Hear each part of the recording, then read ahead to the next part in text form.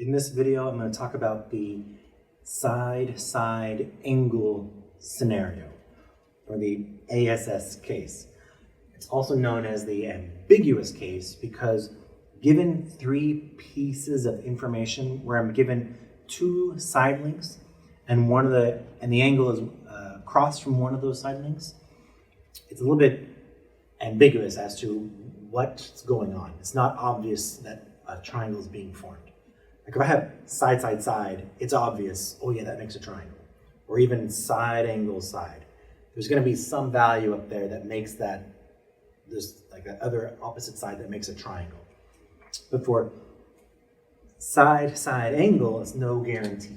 In fact, if I'm given an acute angle, like in our example, there are four different possibilities. So, in this example, I'm given angle A, I'm given side length B, and I'm given side length A. So the very first scenario, I know this acute angle, I know side length B, and then little a measures that much. If it's too short, I can't pull it down, or I may not be able to swing it down in order to make a triangle. So I may give you some information, or you may come across a problem where it asks you to solve a side-side angle case, but a triangle cannot even be formed. So if that A value is less than what the height would be, there's no triangle there to solve for. If you're able to get that A to come straight down and it hits that side length, what would be C, just right, at a right angle, 90 degrees, like a Goldilocks scenario, that creates one right triangle. And typically those are like easy to identify and the calculations become quite nice. Then if that side length A is really, really big, so it's bigger than B, then that's going to swing out and create one obtuse triangle to solve for. But there is this ambiguous scenario as well where A is bigger than the height, so I can't just pull it straight down. I'm going to have to swing it left or swing it right, but it's not too big. So it forms actually two triangles.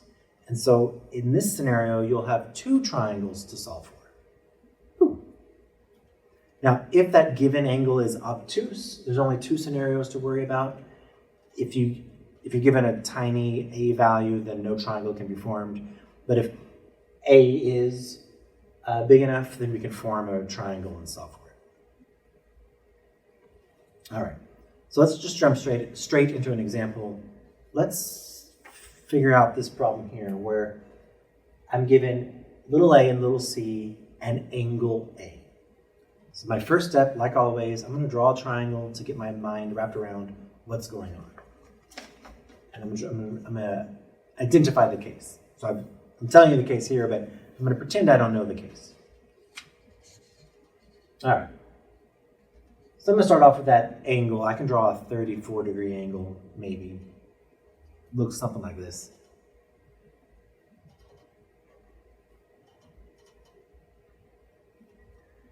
And then I'm going to label this as C, being 8. C will have to touch the angle, and I like to draw it going upward. And then A, the side length opposite angle A, measures 6. So it's in that ambiguous spot where it's short. So I'm not sure if it's too short that there's no triangle, or maybe it's just right. So the 6 comes down and it hits this triangle, hits this side, creating a right angle. Or maybe it's that weird sweet spot where I can swing it and make two triangles. So if we go back to the scenarios, I know it's not the obtuse cases because I was given an acute angle. A is not bigger than B, or in this case, A is not bigger than C, so I'm not forming one giant obtuse triangle out here. So I'm in this situation. I don't know if it's too short, just right, or maybe there's two triangles. Okay. I'll kind of like say A over here is 6. And I've been given a pair of information, so I think that means I should try the law of sines. I could put the A's together and then the C's together, and I should be able to solve for angle C. So sine of angle A is to A as sine of angle C is to little c. All right, I can do this. To solve for c, I'm going to solve for sine of c. So I'm going to multiply the 8 over there. I could reduce.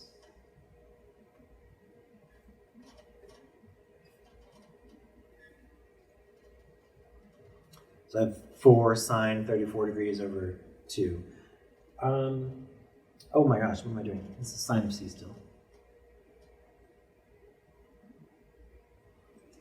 But the c is the argument of the trig function. So I'm going to have to use inverse sine to figure out what c is.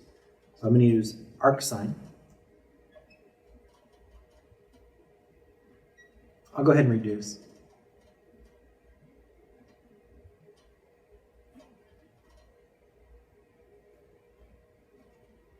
And then to help me finish this off, I'm going to use a calculator. Now, I'm going to first, though, talk about the argument. So I'm not going to arc sine it just yet. I'm going to simplify the argument here. So I have 4 sine 34 degrees divided by 3, and I get 0.7. I'll round that up to 0.75.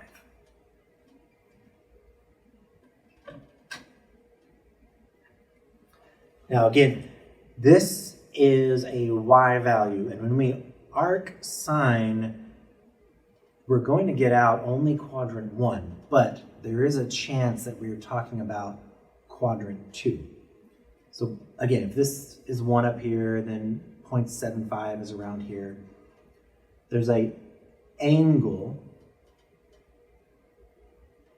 that gives me a y value of 0.75 in quadrant 1, but also an angle in quadrant 2 that gives me that same 0.75 value. So when I plug this into the calculator, it's going to give me this acute angle, but there may be a purple angle or this larger angle out there as well. So just keep that in mind. All right, plugging sine of 0.75 into the calculator, arc sine, I get 48.6 degrees.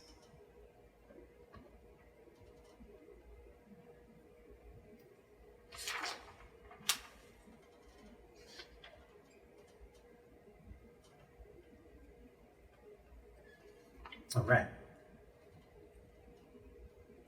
So I got back a acute angle. So if I were to draw this triangle now, I was given an acute angle, or I found an acute angle. So I'm not going to swing this 6 in, because that C value would be an obtuse angle. So I'll just swing this 6 out.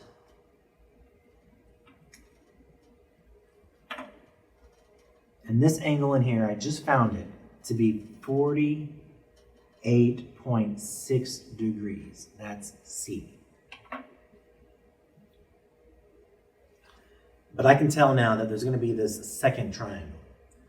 So if I were to swing it this other direction,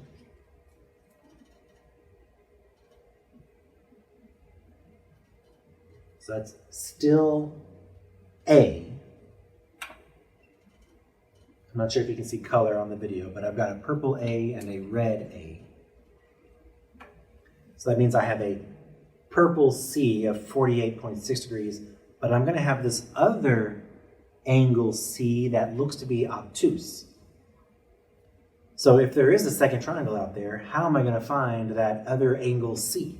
Because when I used the law of sines, it only gave me this one. How can I find this larger angle? Well, two ways to think about it.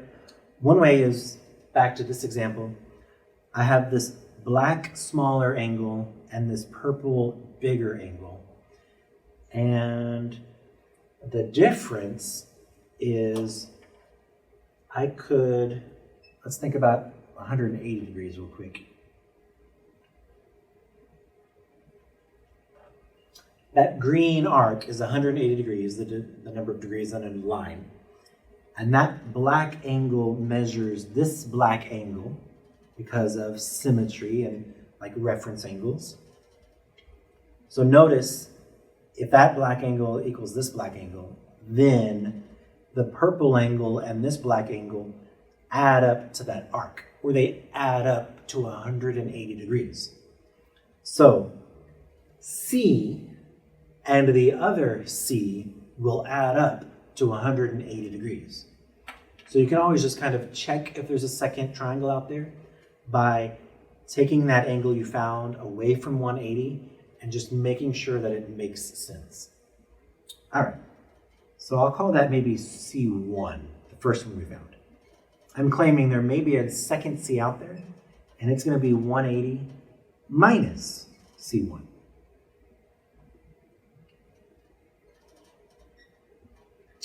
Oh dear, 180 minus 48.6. 131.4.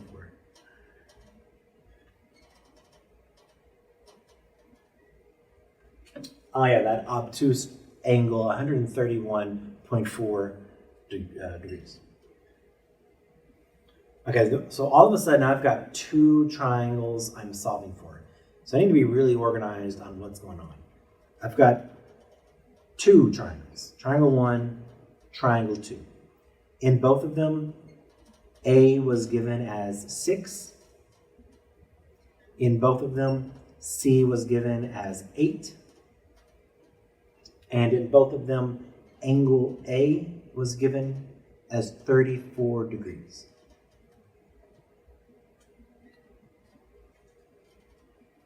So this is triangle 1, and I think there's going to be a triangle 2 out there as well.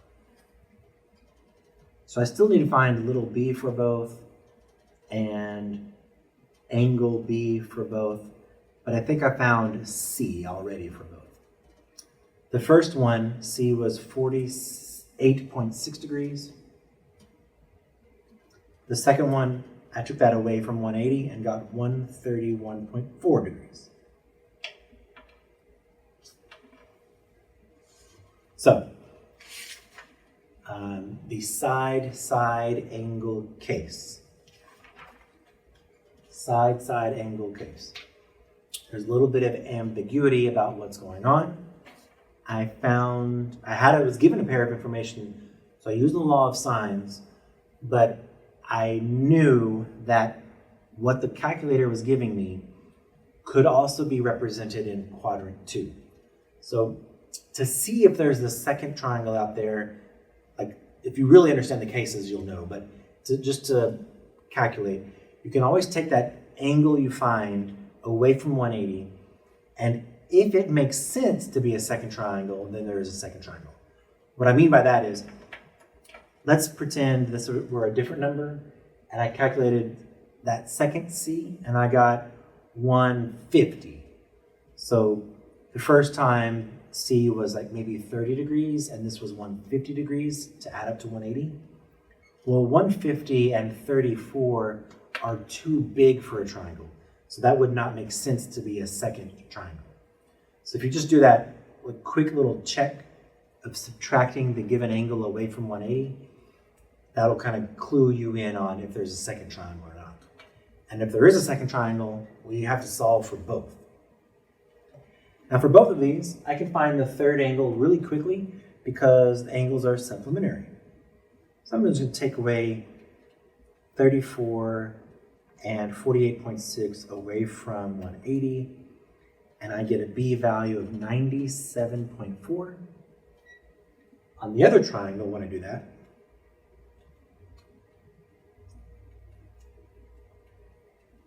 I get 14.6. That's a really tiny angle. On my graph, though, that's this, my picture, that's this little bitty 14.6 degrees up there. So that's the obtuse angle, 131. This is the acute, tiny 14.6. And then to solve for little b, I can use, I'd probably just fall back on the law of sines. I think I'll do these at the same time. I'll pair up that given A information. Sine of A over A equals sine B over B.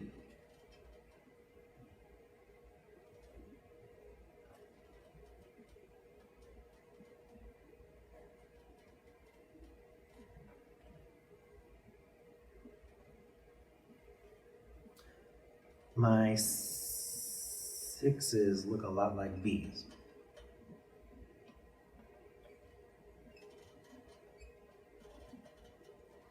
All right. Oh, I know A, that's a 6. So I have sine of 34 over 6 equals sine of B over little b. Now I'm trying to solve for little b, so I'm going to get it out of the denominator position. I'm going to multiply both sides by b. And then I'm going to move the 6 over and divide the sine 34 over.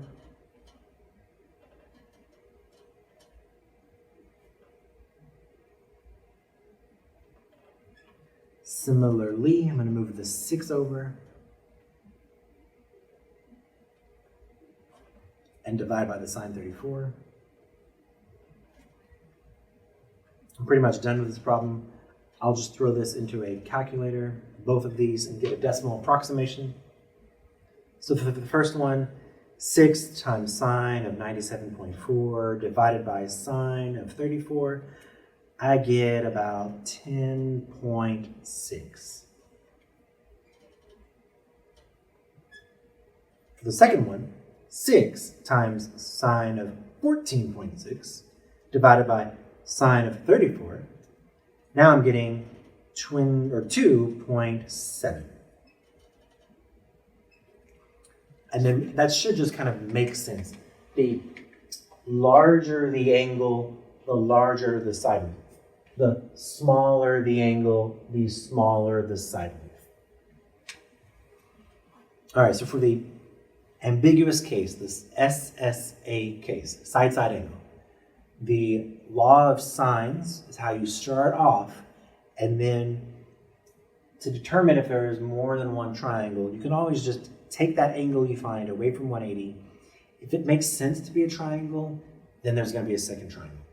If it doesn't, then there's just the one triangle to solve for. All right, hope that helps.